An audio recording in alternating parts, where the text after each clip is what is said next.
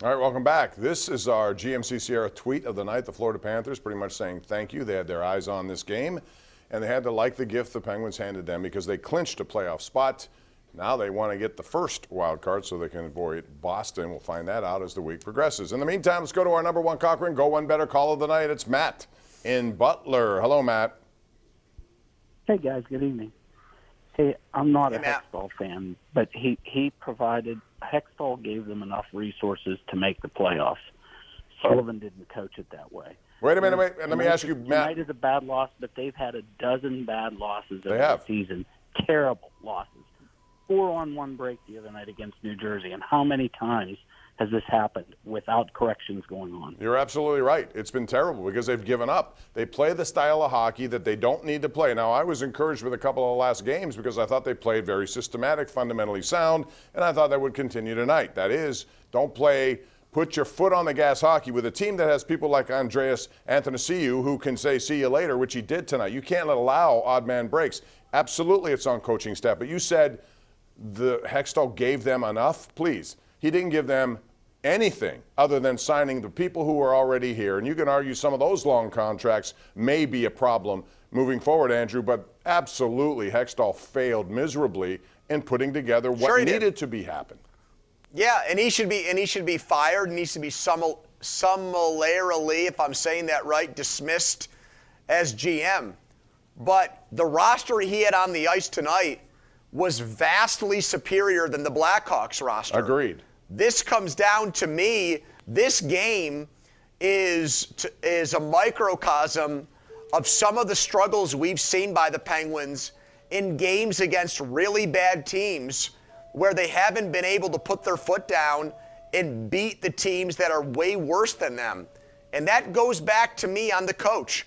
If the coach did not have 2 Stanley Cup wins in 2016 and 2017 and didn't get the benefit of the doubt, people would look at this game and say he should be fired. I don't think what you did 5 or 6 years ago should mean that you're the right guy for the job right now. We do that with Mike Tomlin all the time. What you did in 2008 should have no bearing on what we think of you 15 years later. So I think what happened tonight is the first time all year where fans should stop and smell the roses about the head coach. They've looked undisciplined at times. They haven't looked structured. They've blown leads. They've dropped the ball against bad teams.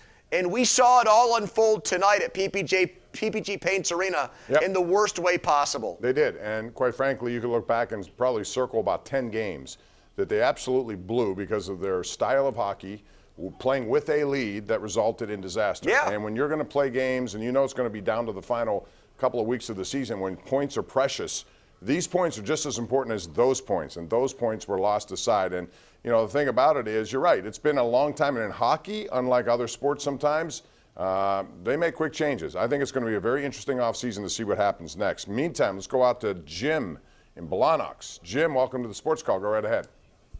Hello, gentlemen. Couple points. First of all, Pittsburgh tradition, teams choking in big games, but they should have never gotten rid of Jacques Martin. Todd Reardon, who was in charge of defense and the power play, if you want to fire Sullivan, you should fire Reardon first. And I said it earlier in the year. I'll say it again. No Pittsburgh sports team will make the playoffs again, ever. Oh, ever's a long time. Jim, I will say this about the power play.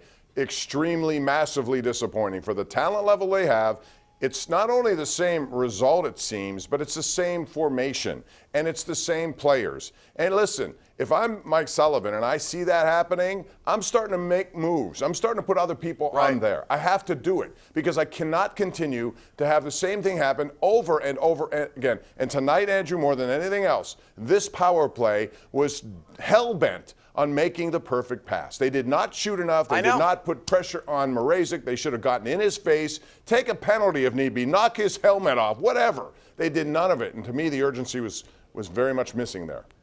Well, I also think because Sullivan has one style of play and is hell-bent on it, we've seen guys that would be more net front, slower players have gone by the wayside, the Hornquist types. I think this team missed a Hornquist, a Guerin, a Anders Lee, a Chris Kreider type, somebody that jumps on those rebounds, who scores 30 goals Chris Kunitz by when he just was being here, in yeah. front of the net. Exactly. They don't have that type of player. Jake Gensel, God bless him, tries to play that way, but he's really not that type of player. They don't have that big body that they try to park in front of the net. Sullivan, Sullivan's great gift as a coach when he first took over was his belief in young guys to get the job done. He's been very stubborn and bullheaded about veteran players, about keeping those guys in, the way they've treated Nylander, the way they've sent him back and forth, even though he took a bad penalty. I thought he was one of their more active players in this game tonight, but he's had a hard time finding ice. Drew O'Connor jerked around all year. He used to love the young guys that he coached when he was in the American League, Bob, and I think he's had an aversion to the young player since he's taken over as Penguins coach. The last few years, he's not counted or wanted to depend on those guys. Well, I thought the time to do that was early in the season. Instead of playing everyone every single minute, that's the time to insert. Whether it's Jonathan Gruden, who was up for like 2 minutes and then sent back. You have guys down there who can play, I think. They should be somehow put into the lineup early in the season to get a little taste of this, to see what you have. And Ty Smith, all I hear is salary cap, salary cap. Well, how about we find a way early in the year to see what the guy is all about? And might I say that Jeff Petrie was a massive disappointment for $6.5 million a year. So those are two contracts that Hextall brought in. Petrie at $6.5 million, and now you have Granlund for $10 million over the next 2 years. Good luck trying to get rid of that stuff. Let's go out to Carol in North Hills. Hey, Carol. Hi, Carol. Good evening. Hi. Hey, I never would have thought that the big winner tonight was going to be the Pirates and not the Penguins. I am so disappointed. But it never should have gotten to this do or die last two games of the season. There were games early on that they should have won, and the reason they didn't win them was Jari. He can win games, but he can't win the big games. And until they can get a goaltender that can win the big games, I don't think they have a future in the playoffs. Well, and now that trade of Philip Gustafson. Bob, do you finally agree really with me on that? Because you and me have battled on that. Do you finally see it my way that Jari's done here? Are you finally seeing the light on that? Are you done with him? If you're going to ask me if he was a problem tonight, he was down the list. I don't think he was a problem tonight. Well, the third goal wasn't good. Well, no, I get that. But the bottom line is when you don't score, every goal looks bad. Yeah, I think right now because he's in a deal where he wants money. He's at the end of a contract. So he cost himself millions of dollars, I believe, so I'll agree with you there. But where else do they go at this point? They're going to have to find somebody, hopefully somebody younger, unless they go in one of these Carolina Hurricanes, bring in a couple of veteran guys at age 30 to do it. Rutherford made a terrible trade in Philip Gustafson, a number one pick for Derek Brassard. Just terrible. And now they're paying the price for that one too. Well, but look at the Casey DeSmith deal. They could have had Ilya Samsonov for the same price. And look at what he's done in Toronto. He was great last night. They wanted to keep status quo. Right. Exactly. So there's bargains to be had.